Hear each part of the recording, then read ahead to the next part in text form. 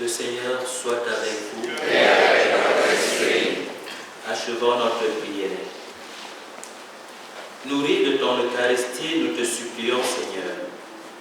Chaque fois que nous célébrons ce mystère, fais grandir en nous ton œuvre de salut par Jésus-Christ, ton Fils, notre Seigneur. Amen.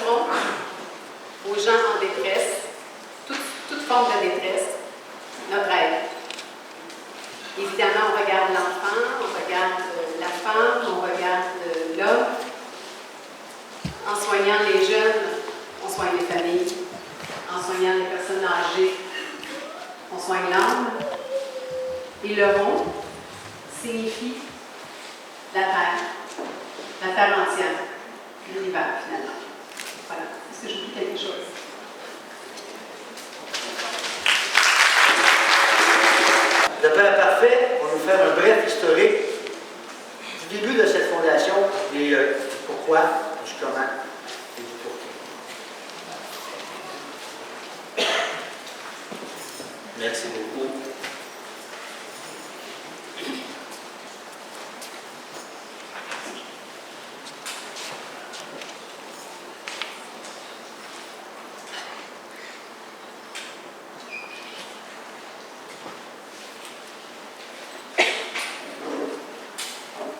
saurais parler de l'historique de la Fondation Frères et Sœurs sans frontières sans évoquer en toute humilité, bien sûr, ma sensibilité à aider toute personne en difficulté. Durant mes premières années de sacerdoce, mes 7 premières années de sacerdoce, j'ai côtoyé la pauvreté à travers mon engagement dans l'une de nos paroisses au Cameroun, à savoir à Fanoyo et puis à Onvan.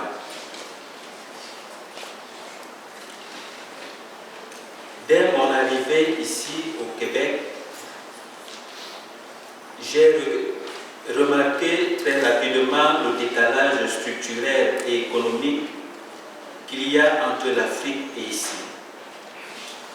J'ai réalisé très rapidement qu'une graine de moutarde que l'on sème ici devient un grand arbre en Afrique et plus concrètement, le peu que l'on a ici peut faire de grandes choses en Afrique.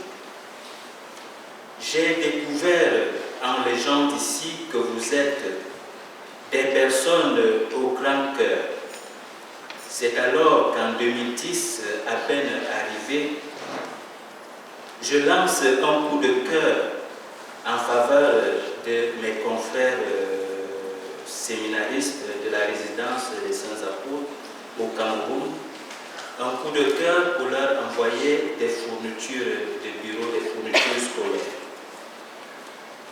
Les réactions vont être rapides, mais les plus rapides seront celles de la vice-présidente du conseil d'administration de la Fondation Frères et Sœurs sans frontières, qui n'existait pas encore, bien sûr, et celle de sa famille, la famille Hérault.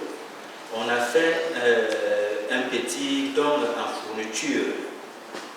L'ancien provincial de l'époque, le père Yvon Archambault, s'est chargé de cheminer ces objets, ces fournitures au Cameroun. Ça a été très bien apprécié par mes jeunes confrères séminaristes. Une lettre a été acheminée en remerciement pour cela. Quelque temps après, en 2011, nous avons voulu toucher les plus pauvres. C'est alors que j'ai lancé une campagne de sensibilisation pour ramasser les petits crayons, les bics, les fournitures scolaires, les papiers, pour envoyer aux plus jeunes des paroisses. Le coup de cœur a été répondu. Nous nous sommes butés à la difficulté de l'envoi, le coût étant cher.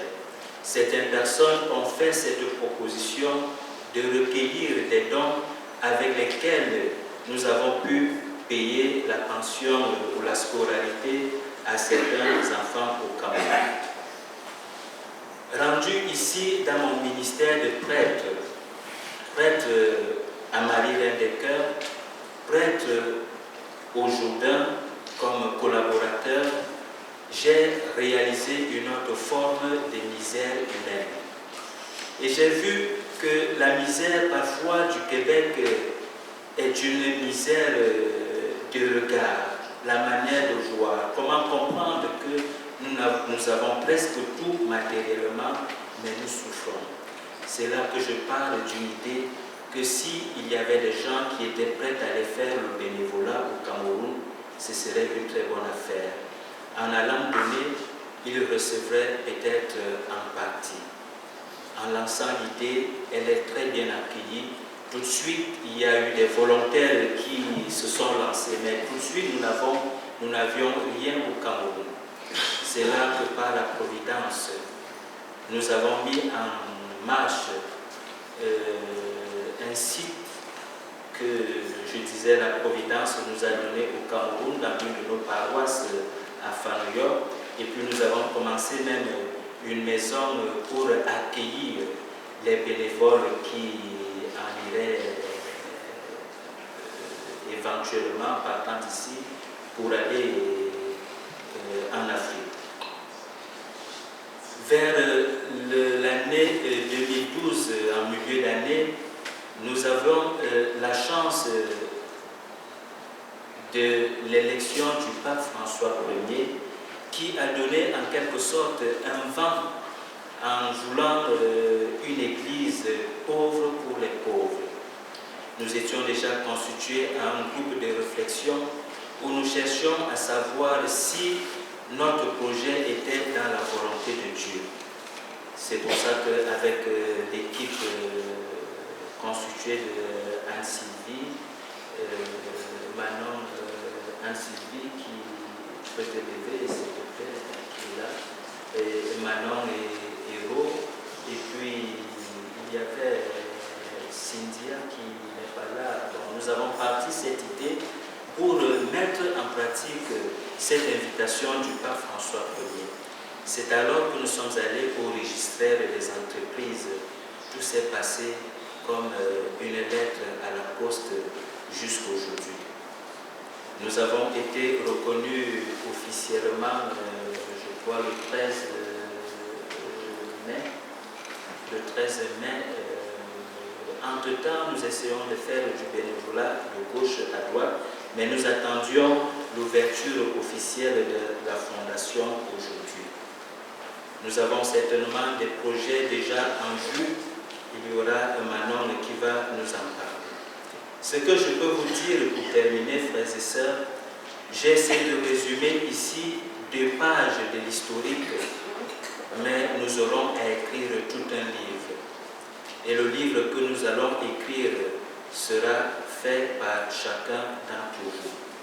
J'ai tout simplement un seul vœu qui m'a toujours animé, c'est que ce soit la volonté de Dieu et non la volonté des humains.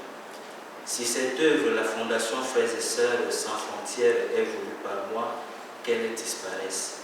Si elle est voulue par Dieu, qu'elle grandisse. J'ai accueilli un témoignage touchant vraiment d'un confrère que je ne voudrais pas citer, qui m'a dit: mon père, je vais faire un don pour ta fondation. Je vais trouver des personnes qui ne vont faire que prier chaque jour à 3 heures en Notre Père pour ta fondation et pour les bienfaiteurs de la fondation. Je lui ai dit: merci mon Père, c'est le meilleur des dons que tu me fais aujourd'hui, parce que si le Seigneur ne bâtit la maison, les travailleurs travaillent en vain. Je voudrais avec vous aujourd'hui que l'on ait cette prière, que cette mission de la Fondation Frères et Sœurs sans frontières porte des fruits désirés, surtout par notre Dieu, qu'il bénisse toujours nos bénévoles, nos bienfaiteurs, qui agiront toujours au nom de la Fondation Frères et Sœurs sans frontières. Je vous remercie d'être venus.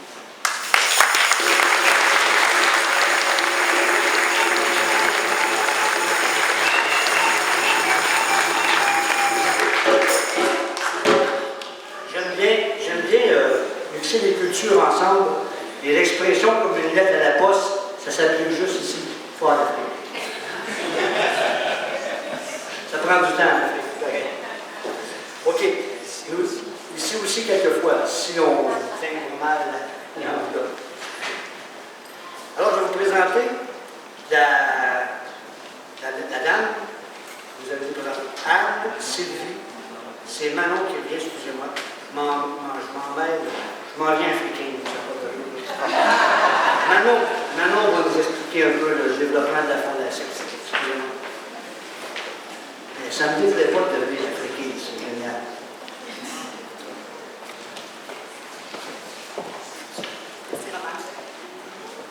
Bonjour à tous. Bonjour à tous. Alors, pour ceux qui ne me connaissent pas, mon nom est Manon Hérault. Je suis conseillère en prêt hypothécaire de la Banque Royale de profession. Je suis membre fondateur de la Fondation, je suis vice-présidente. Et je me sens très honorée, encore plus aujourd'hui, avec toutes les belles choses que j'ai entendues sur le plan parfait. J'en connaissais beaucoup, mais aujourd'hui, c'était le son. Donc, très honorée d'être à vos côtés pour procéder avec cette belle œuvre. Je suis chargée du développement au niveau du Cameroun et du Québec. Alors, je vais faire un survol rapide pour vous expliquer en gros ce que c'est, qu'est-ce qu'on fait, de quelle façon on œuvre. L'œuvre a le même but pour les 2 pays, c'est-à-dire accroître l'autonomie des gens nécessiteux, à la seule différence que les développements vont être faits différemment. Le volet Québec. J'aimerais débuter en vous disant que depuis de nombreuses années, je suis très, très affectée par le fait que beaucoup de personnes âgées en détresse souffrent de délaissement, d'abandon, de manque de ressources financières, non seulement de leur maigre pension pour vivre, elles ont peine à joindre les deux bouts. Combien d'entre elles souffrent de solitude? Pourquoi dans notre vie actuelle, notre société actuelle, plus les gens possèdent des belles connaissances, plus les gens grandissent en sagesse, plus les gens sont patients, moins on s'en occupe, plus on les délaisse. Il reste que ce n'est pas normal. Alors, il faut, à défaut de ça, on doit réparation, je pense. Et c'est un peu la mission qu'on s'est donnée dans la Fondation. Toute forme de détresse, ça, c'en est une. Je vois ça un peu comme une belle plante. Une plante qui est cultivée dans une pépinière. Ils en prennent soin, ils mettent l'engrais, ils l'arrosent, elle devient magnifique. Et ils la mettent à l'étalage pour la vendre. Et puis, bon, quelqu'un passe, elle est tellement belle, ils l'achètent. Ils vont la planter avec beaucoup d'amour dans leur jardin. Les premières semaines, elle va être arrosée, ils vont s'en occuper. Après ça, ils deviennent trop occupés. On l'arrose moins, encore moins, encore moins. Le soleil s'y met, elle finit par sécher. C'est un peu à l'image des personnes âgées. Qui demande de finir sa vie toute seule ou entassée dans des hospices où toutes les richesses acquises durant toute une vie vont s'éteindre inutilement, tout doucement avec la personne? Quelle perte pour nos gens? Là, j'arrive à un deuxième volet. Quelle perte pour notre société? Maintenant, nos jeunes, on va en parler. Cette belle jeunesse, développée autrement plus rapidement que nous autres. C'est ce que je parle pour moi, là. La technologie d'aujourd'hui, ça les fait avancer pas mal plus vite, des fois trop. À leur disponibilité, toute cette technologie permet pour eux d'avoir de nombreuses connaissances juste en faisant un clic. Ils voyagent à travers le monde. Wow, quelle opportunité pour ces beaux jeunes. Comme parents de ces jeunes qui sont poussés par la consommation, on a vite fait comprendre que nos enfants ne peuvent pas vivre dans la société actuelle en n'ayant pas accès à cette technologie. Dès le primaire à l'école, ils leur demandent un ordinateur. On n'a comme pas le choix de travailler. Alors, comme on fait comme parents pour payer tout ça, bien, les nécessités matérielles s'imposent, hein? C'est facile. On travaille, on travaille, on travaille. Mari et femme, on travaille. Qu'arrive-t-il de nos jeunes? Les enfants ont la clé dans le cou. Ils sont tout seuls, de plus en plus seuls, de moins en moins encadrés. On mange du tout préparé d'avance. Ça s'entend pas un coup, hein? Quand ça sent si bon en entrant, moi je me souviens des souvenirs d'enfance, excusez, je fais une aparté. J'arrivais chez nous, là, et que ça sentait bon, hein? À 3 heures, la petite collation, maman était là, bien encadrée, enfin. Les parents qui n'en peuvent plus le soir ont besoin de s'évader. Un petit shot au Nautilus fait du bien pour sortir la stress de la journée. Les enfants n'ont toujours pas eu les parents. Le souper s'est passé chacun à quelques heures parce que les enfants ont du patin, du soccer. Personne ne se voit, personne ne se parle. Les enfants finissent dans leur chambre. Avec quoi? L'ordinateur. Elle est où la valeur humaine? Il n'y en a plus. Qu'est-ce qu'on transfère aux enfants? Notre gros possible, mais il manque des choses.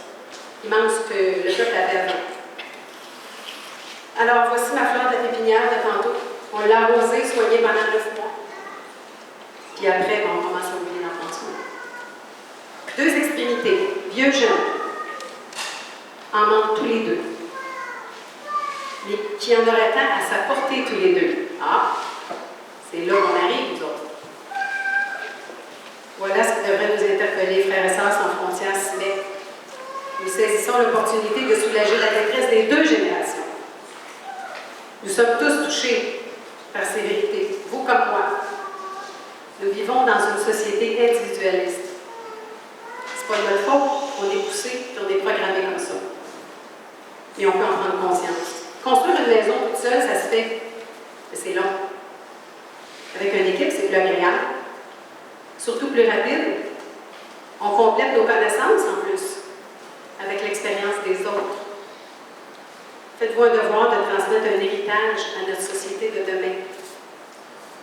Voilà pour notre volet du Québec. On arrive à notre beau volet du Cameroun. Les besoins sont différents, à la fois similaires à ici. Puisque le peuple est moins bien nanti financièrement, que la pauvreté est très, très présente, les jeunes sont démunis de ressources pour faire d'eux des gens autonomes qui vont être capables d'avoir une belle vie personnelle autant que financière.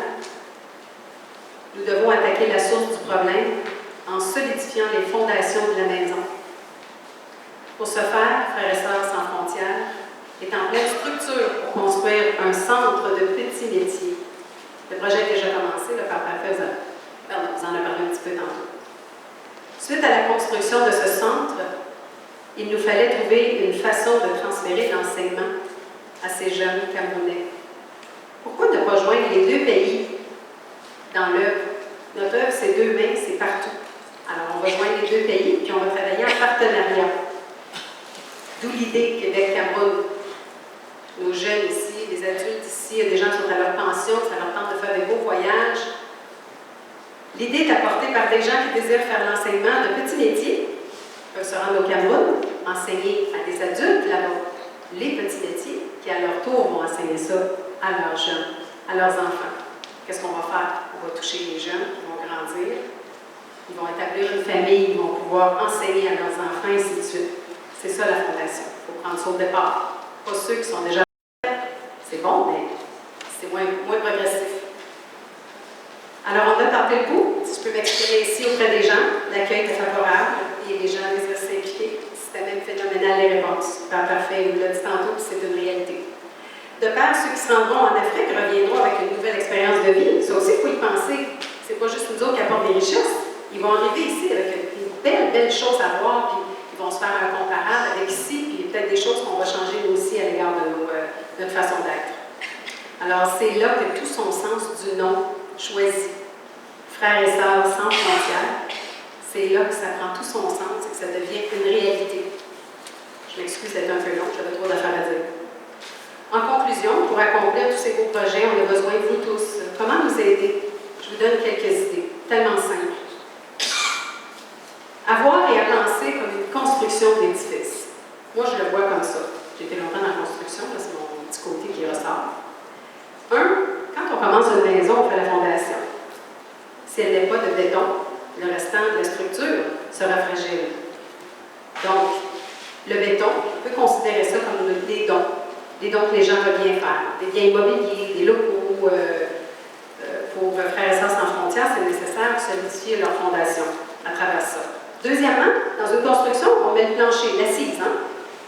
Alors, parlez partout de notre œuvre. Aidez-nous à se faire connaître. Ça, c'est un beau plancher pour nous. Après une construction, on arrive au toit mur fenêtre. Toit mur fenêtre, c'est vous. Le bénévolat, ça ne coûte rien du bénévolat.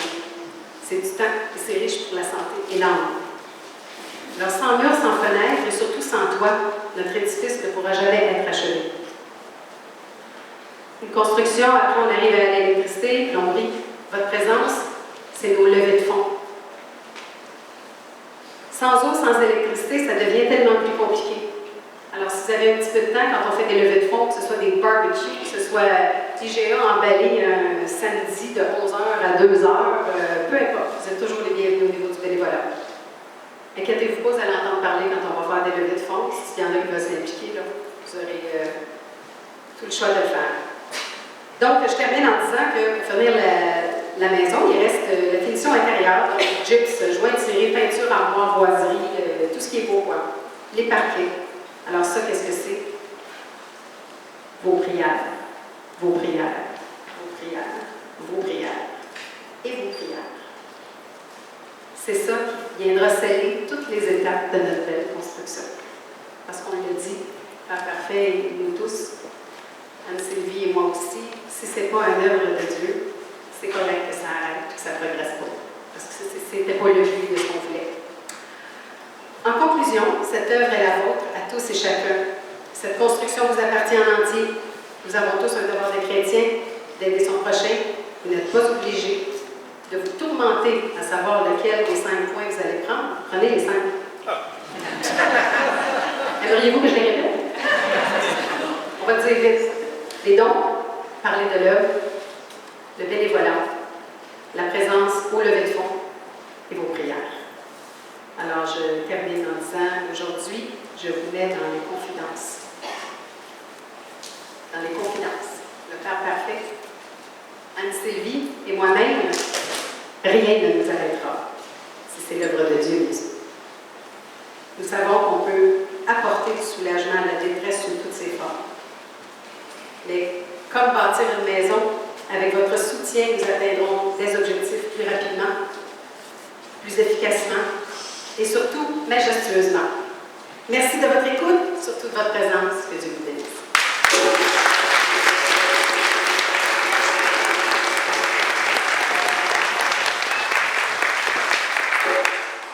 La prochaine et la dernière personne qui va se présenter, c'est Mme Anne-Sylvie, j'espère que vous bien prononcer son nom, Assonneau. Assonneau. Pas de nom, mais j'ai de la misère un peu avec l'écriture africaine, je vais parler. Dans 25 ans, je suis probablement mort. Alors, Anne-Sylvie va vous parler de la structure administrative. Je vais faire bien bref, parce qu'on a dit l'essentiel, maman a vraiment touché tous les points qui nous unissent. Moi, Père parfait, et vous aussi ici certainement. Donc moi, c'est Anne-Sylvie Assot. J'occupe le poste de trésorière dans la fondation. Je travaille comme coordinatrice en comptabilité dans le groupe CPO à Montréal. Et donc, je vous parle du volet administratif parce que ça, c'est mon domaine. Jusqu'à présent, ce qui a déjà été fait, c'est l'enregistrement auprès de registraires des entreprises à Montréal. Donc, nous sommes déjà reconnus comme un organisme sans but lucratif. Et maintenant, l'étape suivante, c'est se préparer à obtenir le statut d'organisme de bienfaisance au niveau du fédéral. Ce qui nous permettra de pouvoir vous promettre des reçus de dons. Et à propos de dons, tout à l'heure, en recevant des enveloppes, des feuillets de chambre, vous avez vu des enveloppes de dons.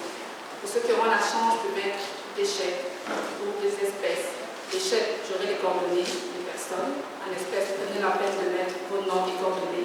Et je tâcherai de vous faire parvenir les reçus de dons aussitôt que nous aurons l'accréditation. Je m'attelle à ça pour que la fin de l'année ce soit fait. Donc je vous remercie beaucoup de votre présence, de votre patience et merci dans ma cœur.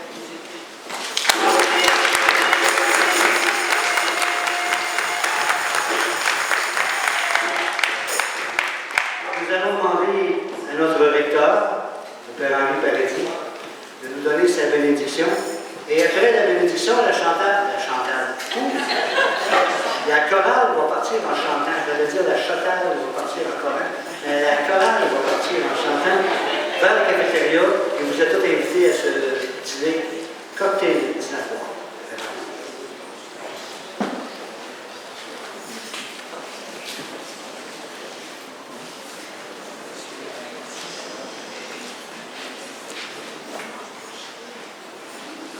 Et qu'on peut se lever.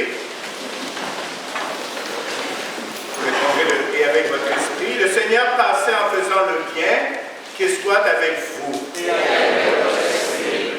Dieu est amour et qui veut pour tous les humains participe à son amour, a envoyé son Fils dans le monde pour venir en aide aux humains, pour soulager les malades et les affligés. Et le Christ a tant aimé ses frères et sœurs, les hommes et femmes, qu'il a affirmé que tout geste fait en leur faveur, c'est à lui qu'ils étaient faits. Et il a appelé ceux et celles qui font mémoire, qui en font miséricorde, bénis de son Père, et leur a promis la vie éternelle. Puisque votre fondation, frères et sœurs sans frontières, se donnait pour but de devenir en aide à vos frères et sœurs, demandons pour elle et pour ses membres, ainsi que pour ses bienfaiteurs, les largesses et bénédictions de Dieu. Vous répondrez, apprends-nous, Seigneur, à servir nos frères et sœurs.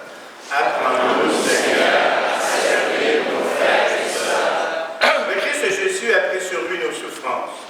Il s'est chargé de nos douleurs. Partout où il passait, il faisait le bien. Nous laissant ainsi un exemple à suivre, sûr de son amour, nous le supplions. Apprends-nous, Seigneur, à servir nos frères et sœurs. Toi qui veux que les biens du royaume soient la part de tous, suscite suscite dans ton peuple des cœurs qui se dévouent aux autres.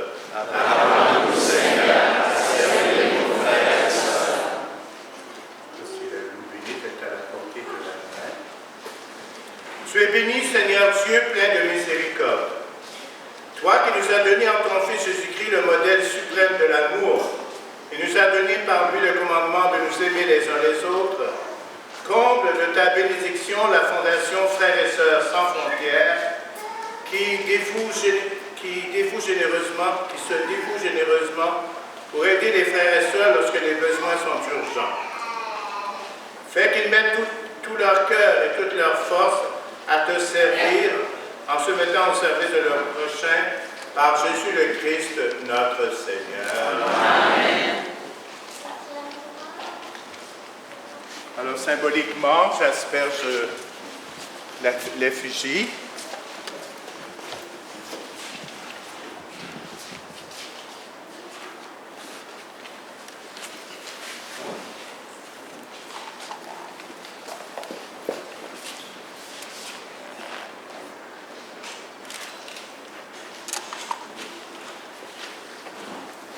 Le Seigneur soit avec vous. Et avec votre esprit. Que Dieu Tout-Puissant vous bénisse, le Père, le Fils et le Saint-Esprit. Amen. Bonne journée, bonne fête. Allez et demeurez dans la paix du Seigneur. Vous êtes tous invités à l'abri du pèlerin tout à l'heure.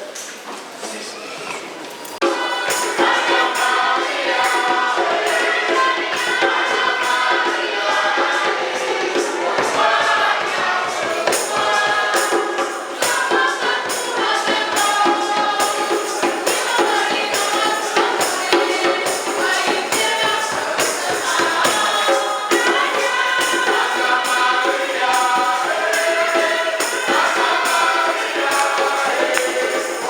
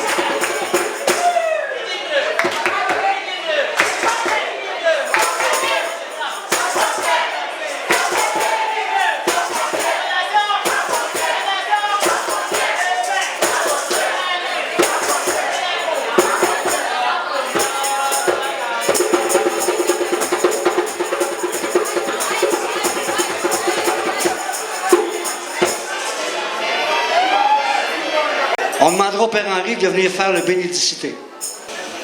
Sois béni, Seigneur, de nous rassembler fraternellement et de nous assurer le pain quotidien que nous voulons partager avec les frères et sœurs dans le besoin. Bénis ceux et celles qui ont collaboré à cet événement.